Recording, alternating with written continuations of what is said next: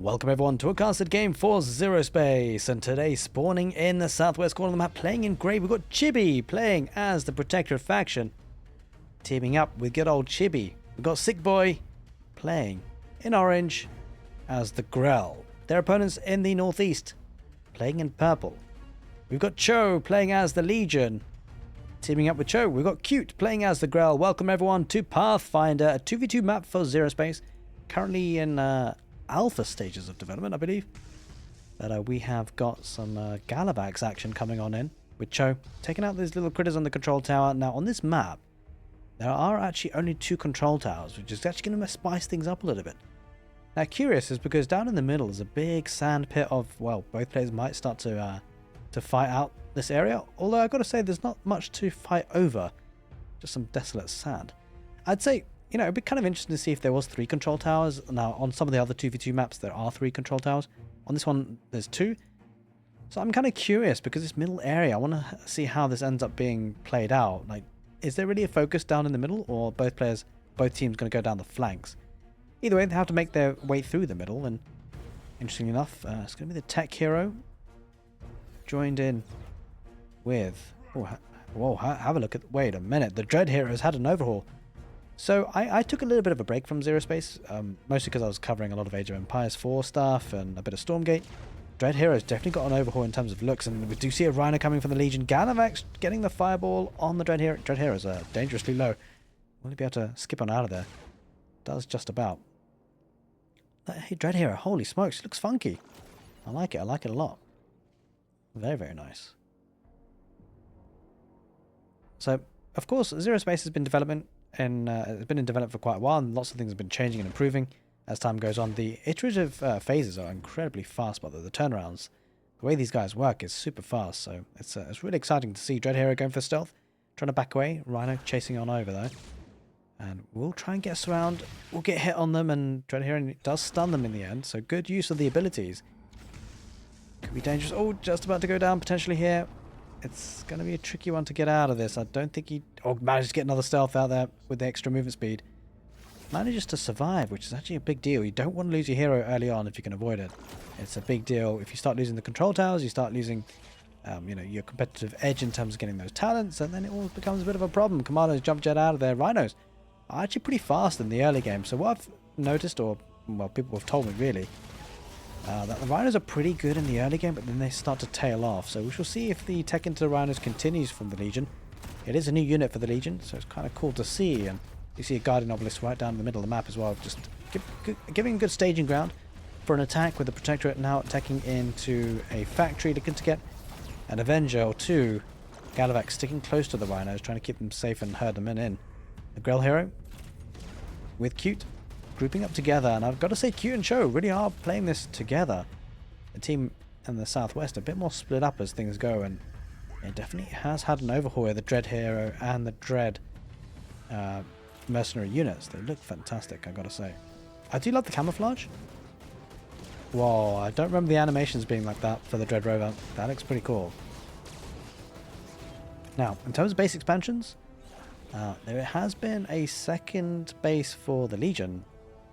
No second base just yet for the Grell on the northeast side of things. Down in the southwest, it's actually been a triple base expansion here for the Grell. Well, they're kind of being punished by it. Looks like Cute saying, hey, you can't get away with this. Trying to make the most of it.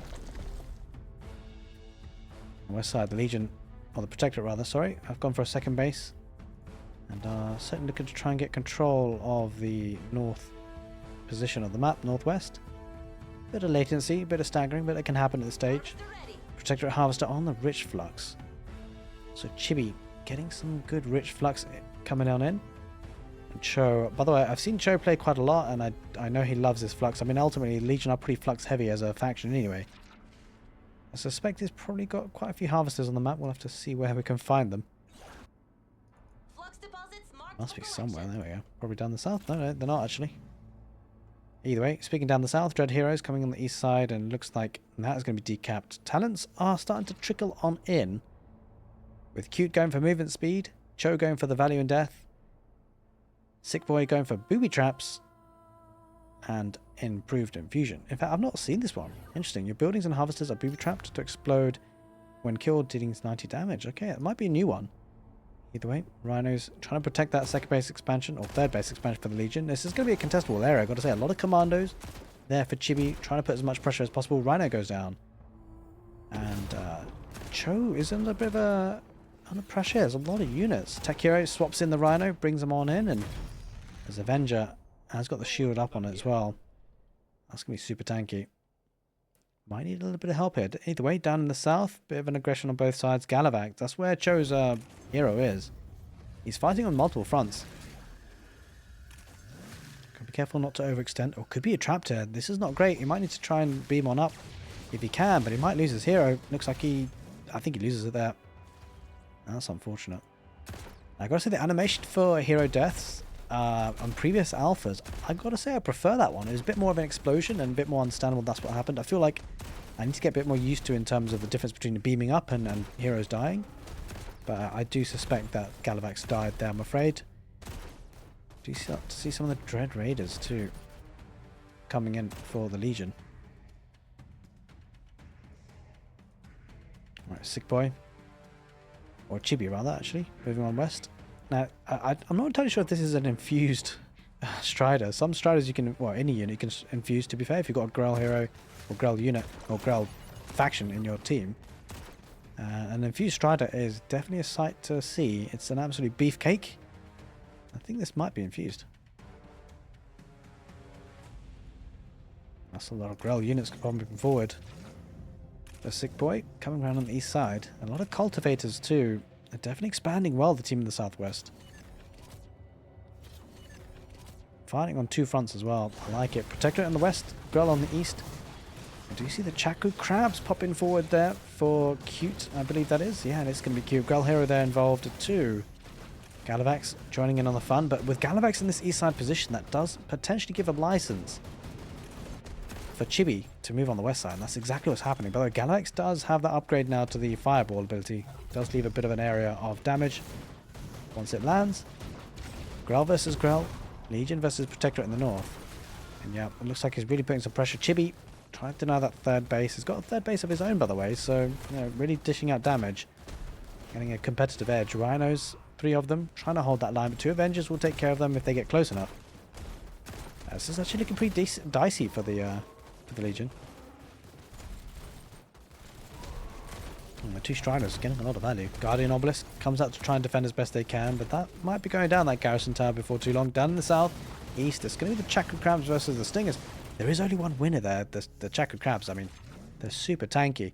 Does add in a Reaver. Now, whilst he does have a lot of units here, the Chakra Crabs, they are super tanky and they can be deceptive. It can be very difficult to overcome. Kind of interested to see how the Dread Flamers do up against them and the Dread Rovers. They've got the range attack, obviously, so they'll be able to do good amounts of damage before getting hit. Grell Hero does use the stun ability. Backing down on the south, and those crabs, they're looking pretty tanky on the right side. I feel like, you know, Cute has got a good chance of being able to hold this line. And it's going to come down to who could potentially take a fight on the west side. We'll have to see. This is definitely a point of contention, right? Because it looks like this base is what Sick Boy wants to take care of. He's going back further forward. Galavax uses the Fireball. Oh no, that's going to be a massive hit on that. That's going to... Oh god, on the Reaver. Yeah, he got maximum damage out of that. Is it good? Chakra Crab's coming down the west though, so it's kind of 2-on-1 here with that Galavax getting involved. On the west side though, it looks like Chibi is making a move, recognizing the armies are fighting on the east side. This could be a chance for Chibi to move on in and do some damage, and that's exactly what Chibi's up to. Galavax though, he has returned to join the fight. Does use the Fireball ability. Striders run on out of there. Jump Jets came in for the Protectorate. Commandos solidifying that position there. Sick Boy, Chibi making a move on the north, and it's got to be careful that the Chakra Crabs are involved, so this could be dangerous. Could be 2v1 situation.